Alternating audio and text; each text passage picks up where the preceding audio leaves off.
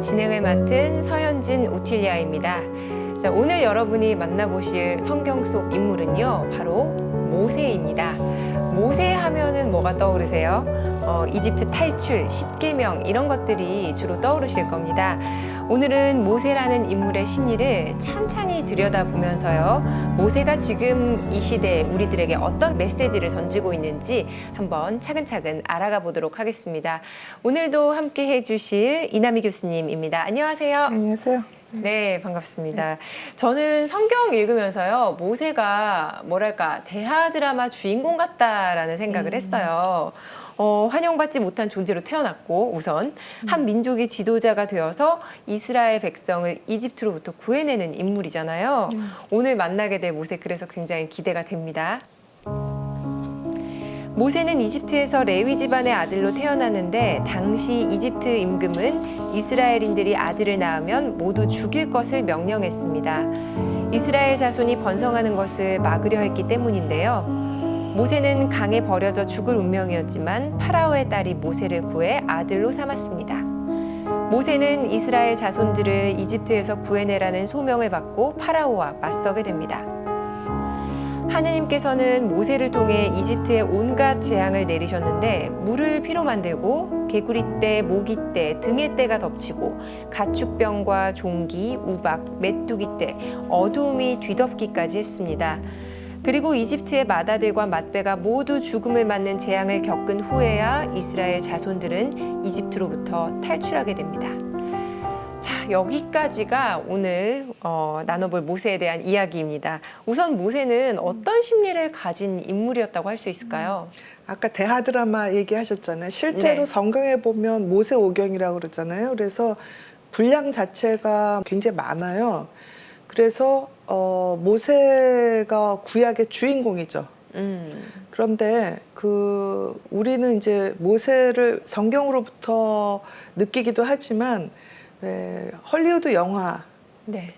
등장하는, 아마 잘 모르시겠지만 예전 영화인데 뭐 찰톤 헤스톤이 등장하는 10개 뭐 이런 영화, 그 성탄절마다 해주는 영화 맞아요. 있어요. 제목은 알아요. 네. 네. 그런 것 때문에 모세를 굉장히 아주 위대한, 잘생긴, 멋진, 머리 길고 뭐 이렇게 아주 뭐 수염 이렇게 네, 길고 세워나고. 그런 것만 생각을 하는데, 자세히 들여다보면 모세는 말도 좀 더듬고요. 되게 소심하고 자신감도 없고, 또 욱하는 면도 있고, 아주 완벽한 인간하고는 거리가 먼 인간적인 측면이 굉장히 많은 사람이었습니다. 모세가 참 소심한 사람이었다고 표현을 하셨습니다. 모세가 어떤 사람인지 잘 보여주는 구절을 한번 읽어드릴게요. 하느님께서 모세에게 이스라엘 자손들을 이집트에서 이끌어내라고 말씀하시자 모세는 이렇게 답했다.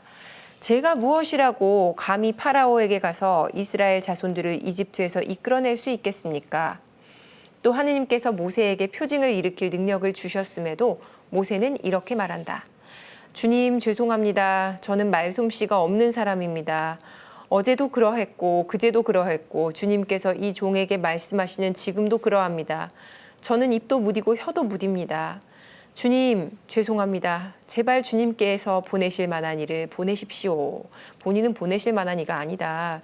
너무 소심하고 겁이 많았다. 뭔가 조금 자존감이 낮았다. 그렇죠. 이런 생각도 들고요. 요즘식으로 말하면 네. 자존감 없는 그런 친구였죠. 그러게요. 근데 그게 이유가 있어요. 그러니까 우선은 어린 시절 버려진 아이죠. 왜냐하면 이제 이집트 사람들이, 이스라엘인들이 인구가 자꾸 늘어나니까 이제 아들이면 다 죽이라고 했잖아요. 네. 그래서 버려졌잖아요. 근데 우리는 보통 그 영유아 때 기억이 없다고 생각하잖아요. 근데 사실 그렇지 않아요. 영유아 때 기억이 다 무의식, 잠재의식에 들어가 있어요. 그래서 어렸을 때 버려진 게 일종의 외상으로 작용을 할 수가 있죠. 네. 그래서 공주가 물론 갈대밭에서 키워서 했지만 내 피가 아닌 자식을 거둬들였고, 그런데 그 왕궁에서 자랐잖아요.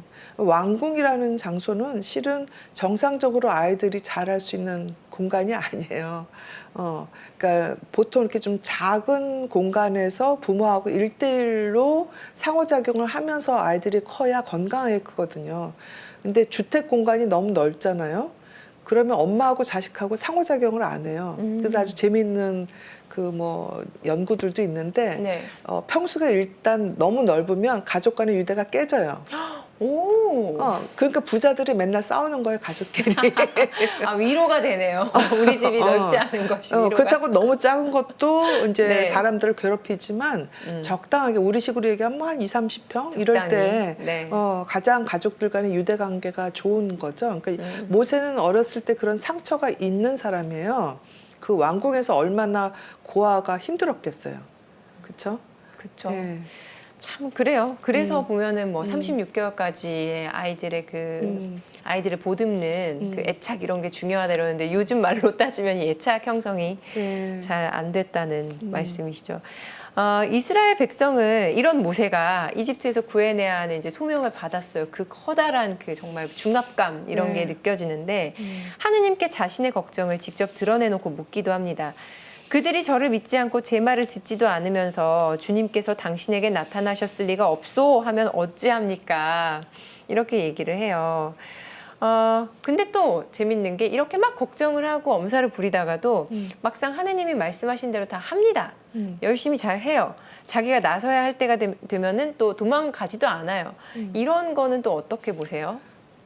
저는 이게 하느님의 어떻게 보면 섭리라고 생각을 하거든요. 비슷한 게 이제 네.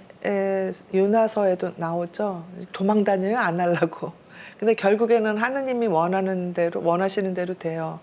그리고 심지어는 예수님께서도 마지막에 기도를 하면서 이 잔을 거둬주소서, 그러나 내가 원하는 대로 하지 말고 하느님께서 원하시는 대로 하소서, 이렇게 됐지만 처음에는 그 잔을 거둬줬으면 좋겠다는 그런 기도를 살짝 하신단 말이죠. 네. 왜 나를 버리십니까? 이런 기도도 하고, 그게 우리 인간한테 있는 감정일 거예요. 그러니까 예수님께서 그걸 몸소 보여주신 거는 우리가 그런 감정이 있다 하더라도 하느님께서 결국엔 해주신다라는 그런 메시지를 보여준 게 아닌가 생각이 드는데요.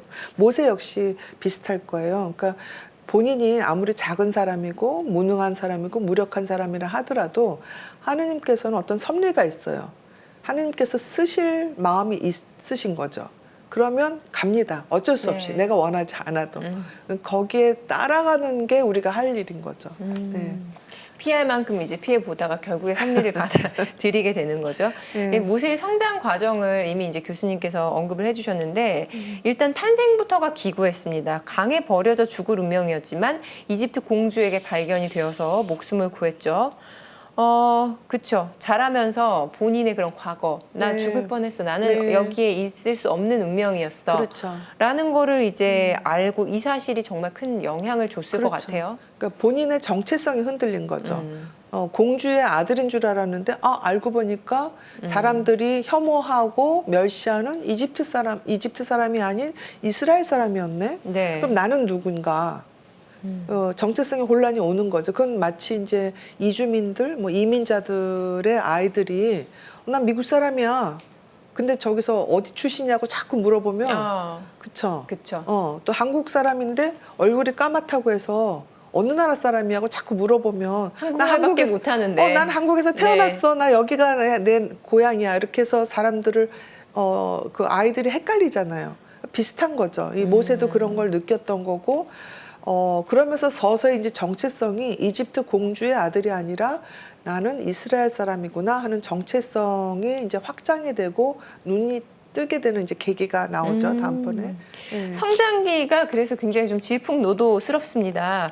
이집트 사람이 이스라엘 자손을 때리는 거를 보고 모세가 그 이집트인을 때려 죽이고 모래 속에 묻어서 감췄어요.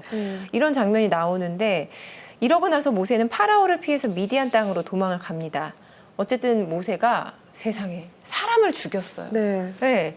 이거는 어떻게 바라봐야 될까요? 그러니까 구약 시대니까 일단 그 이제 현대의 어떤 뭐 법적인 근거로 생각하기보단 조금 상징적인 의미로 봐야 되는데 이건 이제 현대에 일어나는 일을 한번 보시면 지난번에 그 이제 트럼프가 부추겨가지고 미국의 백인 노동자들이 다 의회로 가서 실제로 경찰도 죽고 뭐 거의 폭동 수준으로 간 기억하시죠?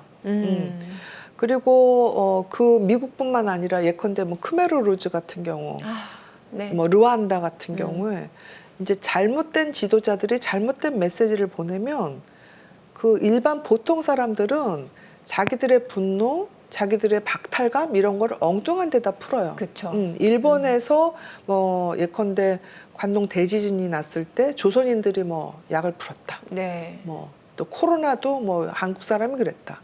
뭐 이런 식으로 뭔가 타겟을 만들어서 속죄양을 만드는 그러니까 말하자면 집단 따돌림이죠. 그러니까 교실 안에서만 집단 따돌림이 아니라 거대한 사회에서도 어떤 소수 집단을 집단 따돌림을 해서 그 타겟으로 만드는 경우가 있습니다. 그래서 그게 이제 모세가 바로 그 집단 따돌림의 피해자의 소속감을 느끼게 되는 계기가 되는 거죠.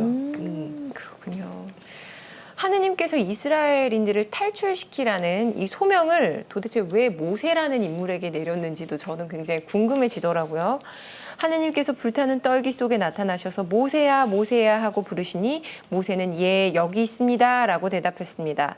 왜 모세였을까요, 교수님? 글쎄 말이에요. 저도 이제 상상을 좀 해보면 일단 모세는 레위인의 자손이죠. 네. 레위인은 그 요즘식으로 말하면 제사를 지내고 문화와 전통을 지키는 그런 굉장히 엘리트 집안입니다. 이스라엘 쪽으로 치자면.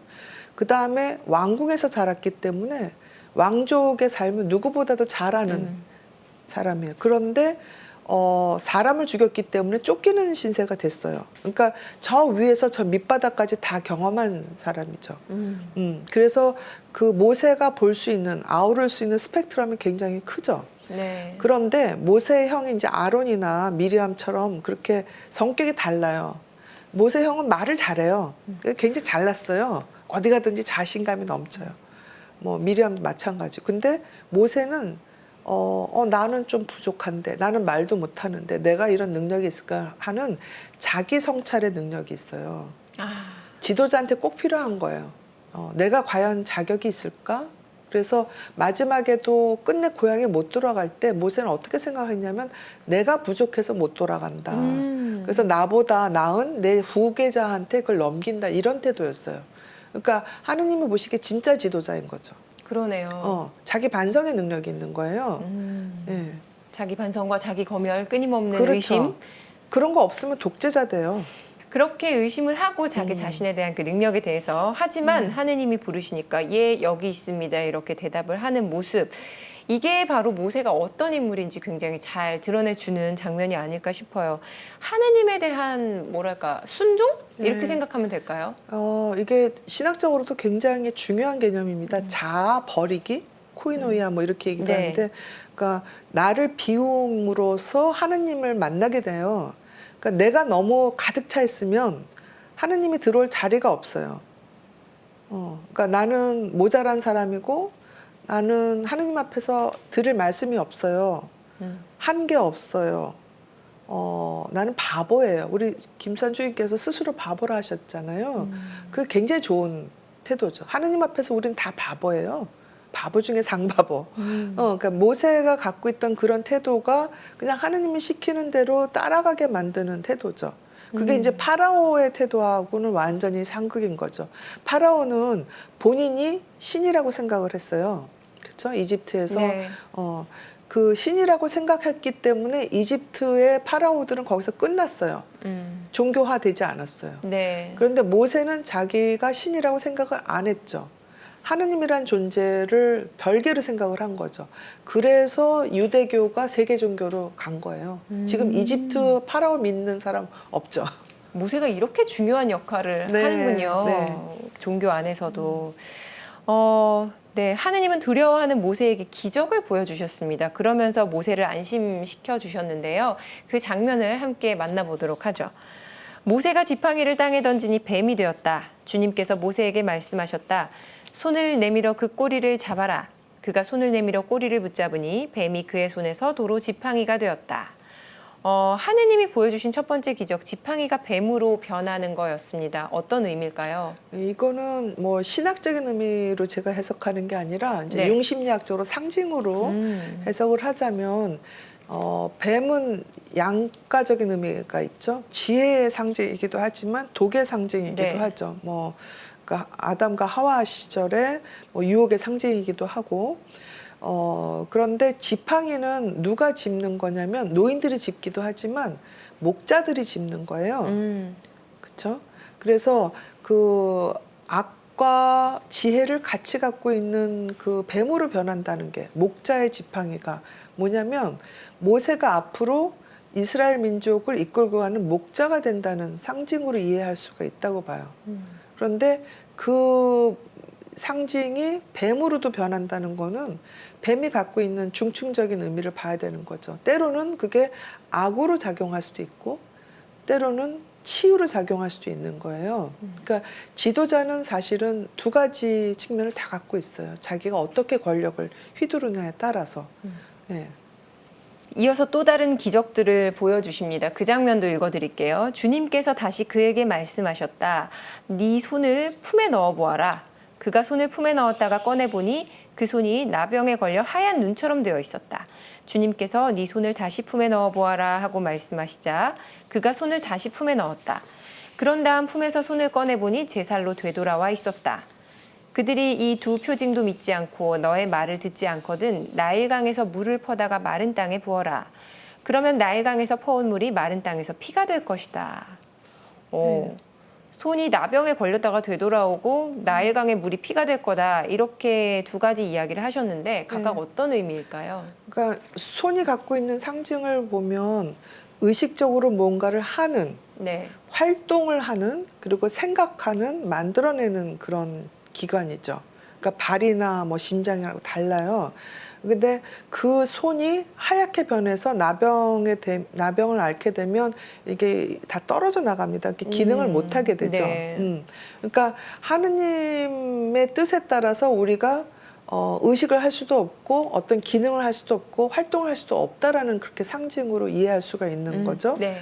근데 그게 다시 또 치유가 되잖아요. 그러니까 우리가 병에 걸려서 또는 어떤 장애 때문에 그런 활동을 못하지만 또 이런 기적적으로 다시 되돌아오는 그런 과정 지금도 옆에서도 볼 수가 있잖아요.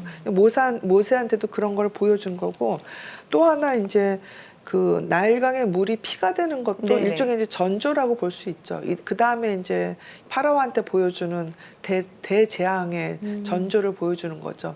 그러니까 물은 생명력의 근원이고 또 우리를 정화시키는 존재잖아요. 피라는 거는 이제 폭력의 그 하나의 결과일 수도 있고 또 우리가 피를 흘리면 그대로 죽게 되니까 생명의 위협을 갖게 하는 거일 수도 있고, 그러니까 이게 이제 모세가 하는 거에 따라서 이스라엘 민족이 앞으로 많은 피를 흘리게 될 가능성이 있다라는 얘기일 수도 있고, 네. 또 이집트 사람들이 또 그렇게 피를 흘릴 수 있다라는 뜻일 수도 있는 거죠. 피는 그런 상징입니다. 모세와 아론은 하느님이 말씀하신 대로 파라오에게 가서 이스라엘 자손들을 내보내달라고 요구합니다. 하지만 파라오는 화가 나서 오히려 이스라엘 백성을 더 핍박하네요. 그 장면도 함께 보시죠. 파라오는 그날로 이스라엘 백성을 부리는 작업 감독들과 조장들에게 명령하였다. 너희는 벽돌을 만드는 데 쓰는 짚을 더 이상 예전처럼 저 백성에게 대주지 마라. 그들이 직접 가서 짚을 모아오게 하여라. 그러나 벽돌 생산량은 그들이 예전에 만들었던 것만큼 그들에게 지워라. 그 양을 줄여서는 안 된다. 그자들의 일을 더 힘들게 해라. 그러면 그들이 일만 하느라 허튼 말에 귀를 기울이지 않게 될 것이다.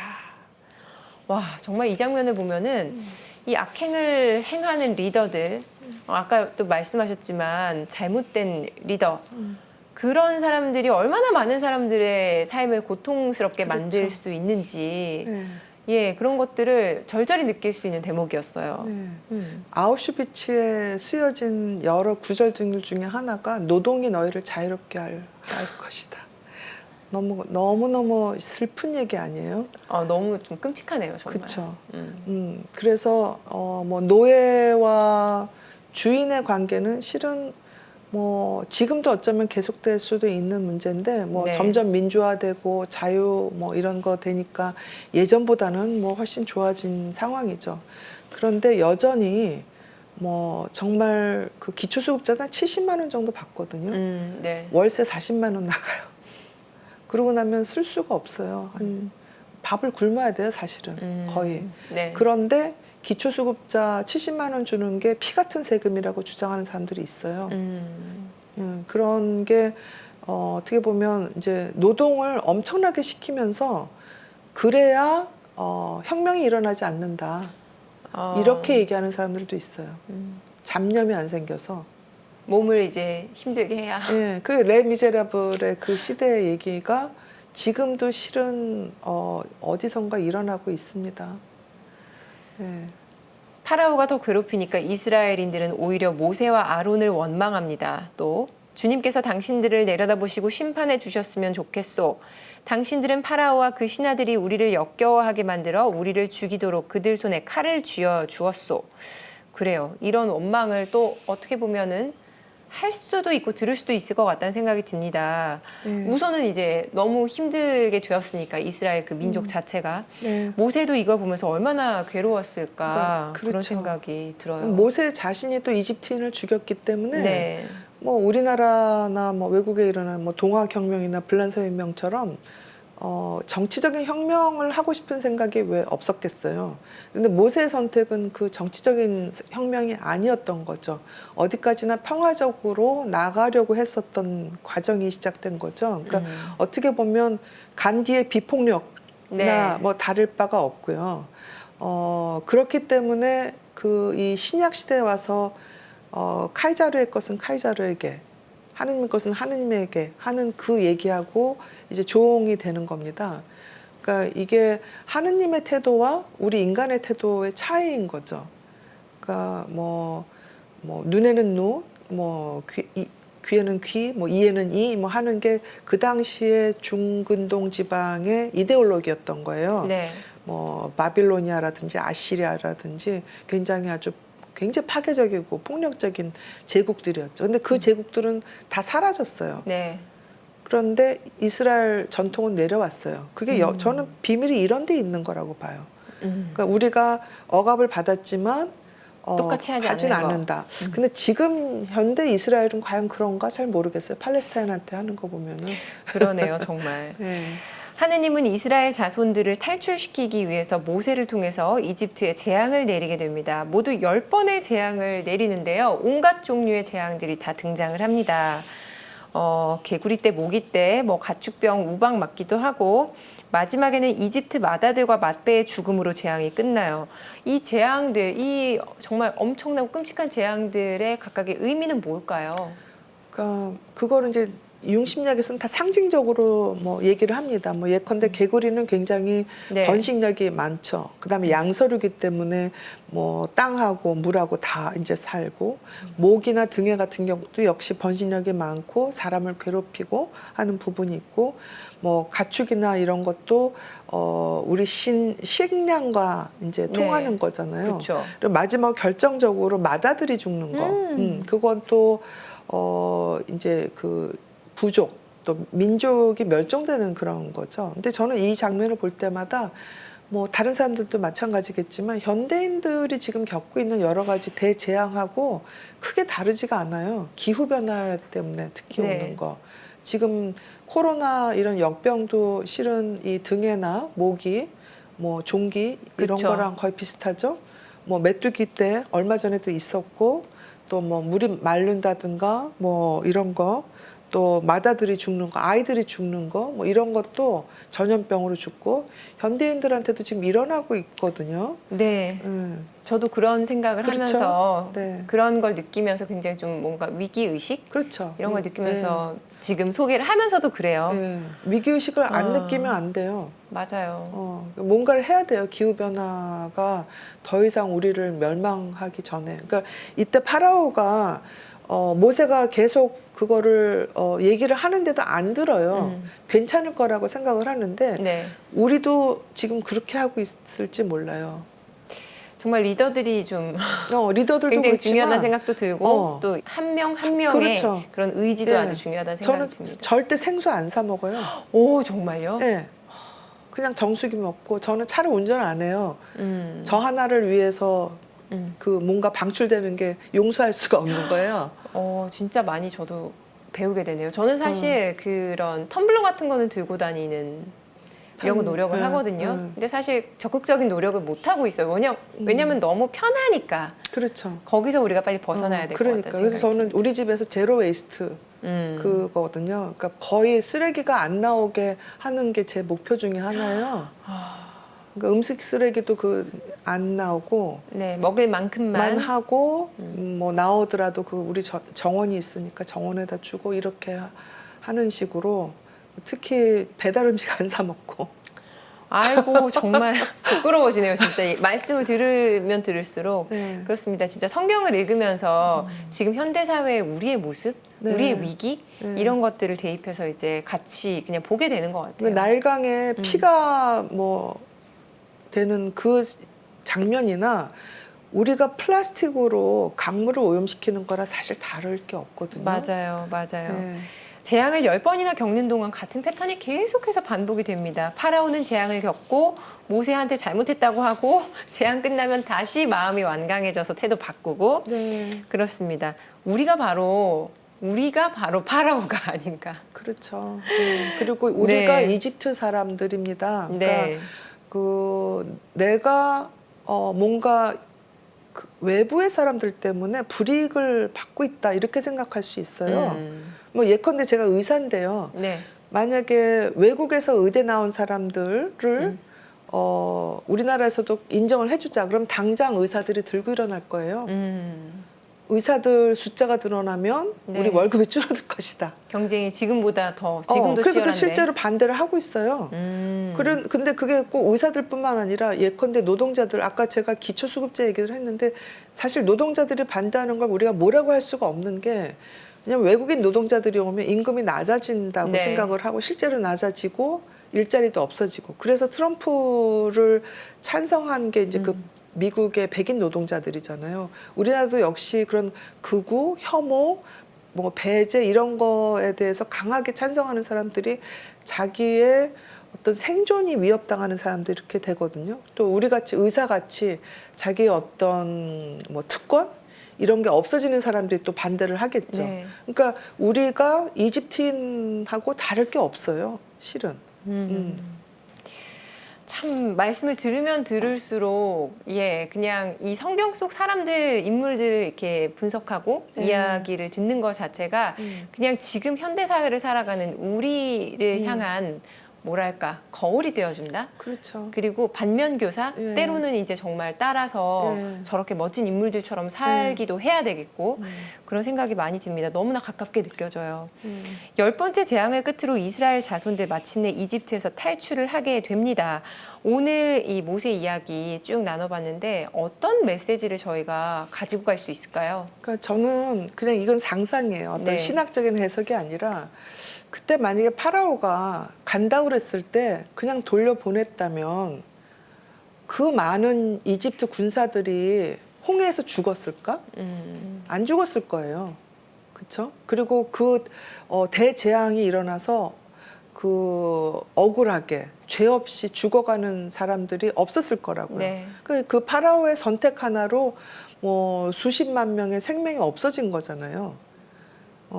근데 지금도 뭐 예컨대 우크라이나하고 러시아하고 리더들이 조금만 현명했더라면 저렇게 한 나라가 소멸되는 지경까지는 안 갔을 거예요. 우리나라도 지금 현재 어떤 게 과연 현명한 건지 조금씩 내 특권을 내려놓고 조금씩 내가 부족한 것 좀 내려놓고 조금 더 포용하고 또 때로는 좀 놓아주고 좀 때로는 양보하고 그런 미덕을 보여준다면 이런 대재앙은 일어나지 않을 거거든요. 그러니까 이 성경을 그냥 수천 년 전에 일어난 신화적인 얘기야라고 본다면 성경을 보는 의미가 저는 그렇게 크지 않다고 봐요. 자꾸 끊임없이 현대를 생각하면서 나는 이집트 사람이 아닐까? 나는 파라오하고 뭐가 다를까? 나는 모세하고 어떻게 다르지? 뭐 아론하고 어떻게 다르지? 이런 생각을 하면서 성찰을 하게 되면 꼭 뭐 지도자들만 성찰할 게 아니라 우리 같은 보통 사람들도 성찰을 하게 되면 조금 더 지혜롭게 선택을 하게 되고 남을 배려하고 공동체를 먼저 생각하는 선택을 하게 되거든요. 그러니까 그런 의미에서 모세오경을 좀 다시 본다면 우리나라가 훨씬 더 좀 평화롭지 않을까 그런 생각을 해봤어요. 네. 지금까지 모세가 이스라엘 백성을 이집트에서 탈출시키게 되기까지의 과정 살펴봤습니다. 저도 한 4편 정도 이렇게 진행을 하면서 말씀하신 거랑 같아요. 성경을 굉장히 그냥 멀게만 느끼고 네, 그냥 마음 수양 그리고 나의 종교적인 깊이를 더하기 위해서 읽는 거다라고 생각을 해왔다면 이제는 진짜 성경 속의 인물들 지금 내 삶에 대입해서 좀 더 내 삶이 이웃과 더불어서 살아가는 그리고 발전하는 그런 계기로 한번 삼아보도록 하겠습니다. 모세 탈출 이후의 이야기는 다음 시간에 최현정 아나운서 계속 함께 하실 거고요. 네, 4주 동안 너무 감사드립니다. 아유, 아쉽네요. 또. 네, 고맙습니다. 네, 감사합니다. 네, 저는 여기서 인사드리겠습니다. 함께 해주신 여러분 고맙습니다.